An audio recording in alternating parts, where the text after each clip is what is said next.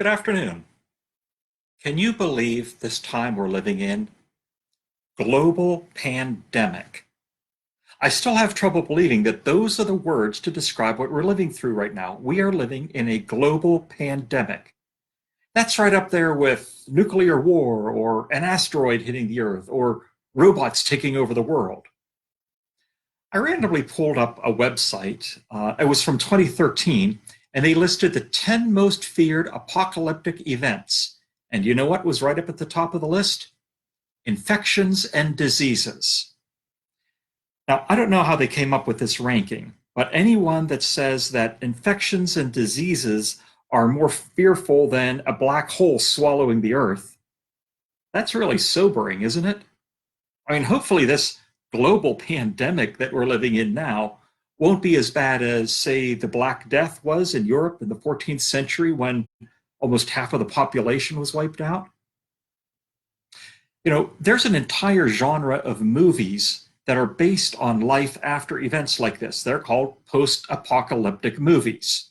I'm sure you've seen some of them are pretty well known. It's stories in which survivors are trying to piece their lives together from the wreckage of the past. In other words, the wreckage of life as we used to know it. Apocalyptic events. Think of that word apocalyptic or apocalypse. What comes to mind when you hear that word? Is it devastating, catastrophic, end of the world kind of stuff? Apocalyptic events, well, it seems to come straight out of the book of Revelation in the Bible, doesn't it? Let me just read you one example from chapter 8 in Revelation. The first angel sounded his trumpet, and there came hail and fire mixed with blood, and it was hurled down on the earth. A third of the earth was burned up, a third of the trees were burned up, and all the green grass was burned up. The second angel sounded his trumpet, and something like a huge mountain, all ablaze, was thrown into the sea. A third of the sea turned into the blood. A third of the living creatures in the sea died, and a third of the ships were destroyed. A third angel sounded his trumpet. Well, you get the idea. Apocalyptic, as we read Revelation, is these terrible things that just destroy the world completely. That's what an apocalypse is, right? Actually, no. The word apocalypse is not about terrible, cataclysmic, life-destroying events. The word apocalypse literally means a revealing or an unveiling, showing us what's going on behind the scenes, would be a way to put it. Apocalyptic writings show us the spiritual reality in this world that often goes unnoticed or unseen. I mean, take the name of that book in the Bible, Revelation.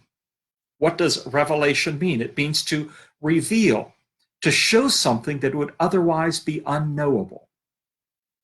So what does apocalypse show us? What does Revelation reveal? I mean, sure, the book of Revelation, and there's other places in the Bible that have similar events being described. It's filled with all sorts of terrifying and dreadful images. But that is not the point to the book. The point to Revelation is not, boy, look at all these terrible things going to happen. You better be afraid of them. Well, the point to Revelation is to show us that God is at work in the world, and God has plans for the future. Sometimes what we're living with in the world makes it that we're not really quite sure if we know what God is doing or if God's doing anything at all. Sometimes it might feel as though the forces of evil and sin and death are just running the world, and God is absent. An apocalypse, or the book of Revelation, tells us, no, that's not the point. You might not see it, but back behind the scenes, God is doing things. Well, what are the things that God is doing? I mean, at first blush, to say that Revelation is revealing to us what God is doing, well, that doesn't make things much better. Does this mean that God intends to bring unmitigated disaster upon us all? No, that is not the point to the book of Revelation. Revelation, or apocalypse in general, it is God's answer to a question that is repeated over and over again. We find it in the Old Testament. We still even ask it today. Psalm 93, How long will the wicked triumph? Jeremiah chapter 12. Why does the way of the wicked prosper? Why do all the faithless live at ease? Job chapter 21. Why do the wicked live on, growing old and increasing in power?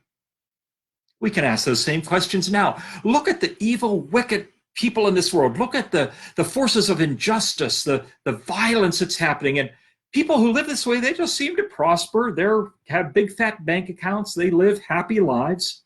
Why is that? Why can they live such immoral, evil lives and be powerful and successful?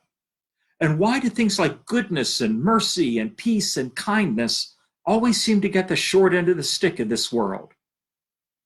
These are the questions we ask, and Apocalypse, in the book of Revelation, gives us the answer. The promise of the Apocalypse is that time will come when God will set the scales of justice right. For example, in the 18th chapter of Revelation, we read the reason why God sent all these disasters on the earth. In chapter 18, the forces of evil in the world are symbolized by a woman, and this is what the book says. God has remembered her crimes. Give back to her as much as she has given. Pay her back double for what she has done. Pour her a double portion from her own cup. Give her as much torment and grief as the glory and luxury she gave herself. Maybe that's why people are afraid of apocalyptic writings, because they hear about the destruction of all that is powerful in the world now, and we like to think that we're the ones who are powerful, and we don't want that to happen to us. The promise of apocalyptic writings, though, is the opposite. The promise is, as we are faithful to God, and as we do so in this world, sometimes it seems as though we're on the losing end. The promise is, in the end, God will vindicate those who put their trust in him.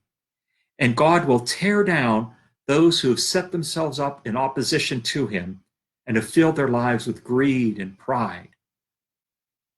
Now, I don't know if this current global pandemic has anything to do with all of this, but this is God's ultimate plan. Wickedness will be punished. Righteousness and faithfulness will be rewarded. And so it's now a good time to decide, whose side are you on? When someone is baptized, or when parents present their children for baptism, I ask them the question, do you renounce the power of evil in this world? Do you do so? Are you still on the side of evil? Are you still just looking out for yourself, living life to find as much pleasure and power as you can get? Well, if so, you better be prepared for an awful, terrible future. But if you're on God's side, if you have chosen to give your life to him, even though this world may make it seem as though that's a losing bet, we have the promise that the world will be set right, that we will receive the blessing God has promised, and that evil will be punished and removed. Please pray with me. God, we don't quite know what to make of this pandemic we're living in now, but we do know that you're at work in it.